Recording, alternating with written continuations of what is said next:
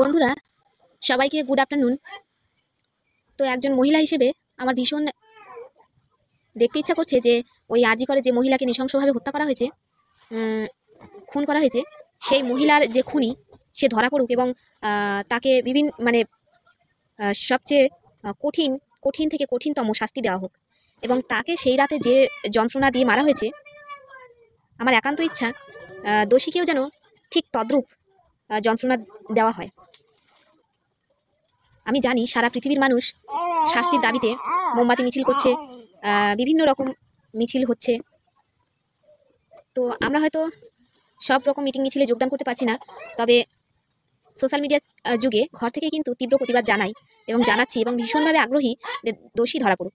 তবে আমার মতে আমি আমার ছোট মাথা, আমি অত মানে প্যাচালো কিছু বুঝি না। সহজ সরলভাবে আমি একটা কথা সবার সঙ্গে শেয়ার করতে চাইছি যে এই যে সন্দীপ ঘোষ, আরজি করে যিনি প্রিন্সিপাল সন্দীপ ঘোষ, তিনি আমার মতে তিনি কালপিট। কারণ কারণ মানে সিবিআই তদন্ত অনুযায়ী দেখা গেছে 2017 সালে হংকংয়ে তিনি একটা সেমিনারে যান এবং সেখানে গিয়ে একজন পুরুষের সঙ্গেও কিন্তু তিনি জঘন্য মানে আচরণ করেছেন। তার প্রাইভেট পার্টে তার গোপনাঙ্গে স্পর্শ করেছেন এবং একটা জঘন্যতম অপরাধ করেছেন এবং জেলও কেটেছেন সেই সময়। তো আমরা কি ধরে নিতে পারি না? এর থেকে কি বোঝা যায় না যে মানুষটা একটা পুরুষের শরীরকে ছাড়তে পারে না, পুরুষের শরীরের ওপরেও যার লোভ, সে কি করে একটা মহিলাকে ছাড়তে পারে? মানে একটা মহিলার ওপরে লোভ সে কি করে সংবরণ করতে পারে? দুয়ে দুয়ে কি চার হচ্ছে না বন্ধুরা? তো আমার তো মনে হয় এক কথায় যে উনি দোষী, এই সন্দীপ ঘোষই যে দোষী সেটা আর বলার অপেক্ষা রাখে না।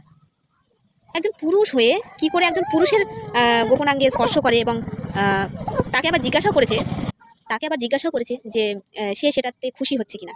তো এরকম অসভ্য মানুষ যে কিনা পুরুষ মানুষ হয়েও একজন পুরুষকে এভাবে সেক্সুয়াল হ্যারাস করে, সে যে একজন মহিলার শরীরের লোভ ছাড়তে পারবেন না সেই বিষয়ে কোনো সন্দেহ নেই। কিন্তু আমাদের প্রশাসন কি করছে? প্রশাসন তাকে প্রেসিডেন্সি জেলে রেখে দিয়েছে এবং সেখানে সে বহাল তবিয়াতেই আছে।